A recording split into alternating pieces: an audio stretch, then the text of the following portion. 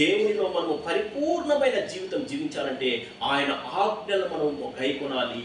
ఆయన ఆజ్ఞలు భారమైనవి కావు. ఆయన ఆజ్ఞను మనం శిరసావహించాలి. దేవుడిచ్చిన ప్రతి ఆజ్ఞను మనము పాటించాలి. దేవుని మందిరాన్ని మనం గౌరవించాలి. విశ్రాంతి దినాన్ని మనము ఆచరించాలి. మన దేవుని మన పూర్ణ హృదయంతో, మన పూర్ణ ఆత్మతో, మన పూర్ణ బలంతో, మన పూర్ణ మనసుతో ఆయన మనం సేవించాలి. అంత మాత్రమే కాకుండా మనము వ్యభిచరించకూడదు, నరహత్య చేయకూడదు, దొంగిలకూడదు, నీ పొరుగు వాని పైన నువ్వు అబద్ధ సాక్ష్యం పలకకూడదు, నీ పొరుగు వాని భార్య నువ్వు ఆశించకూడదు. వీటన్నిటినీ మనం పాటించాలి.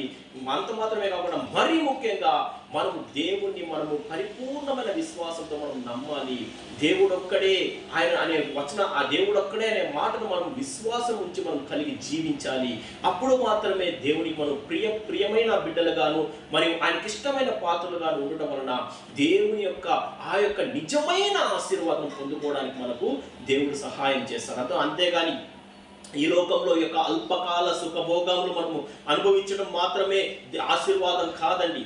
వాక్యంలో మత్తయి రాసిన సువార్త 6:33 మొదట నీవు ఆయన నీతిని రాజ్యమును నువ్వు వెతుకు, ఆ తర్వాత నీకు కావలసిన ప్రతి అవసరతను ఆయన నీకు నెరవేరుస్తాడు.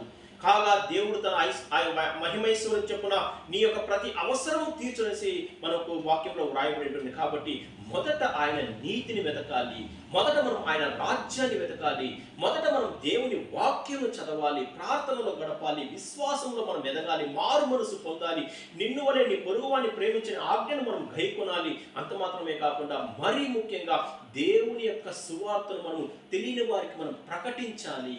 ఇది నిజమైన దేవుడి ఆశీర్వాదం పొందుకోవాలంటే మనకు ఉండవలసిన స్పష్టమైన లక్షణాలు ఇవే అండి. చూడండి, కీర్తనలు 21వ అధ్యాయం 3వ వచనం కూడా మనం చదివినట్టయితే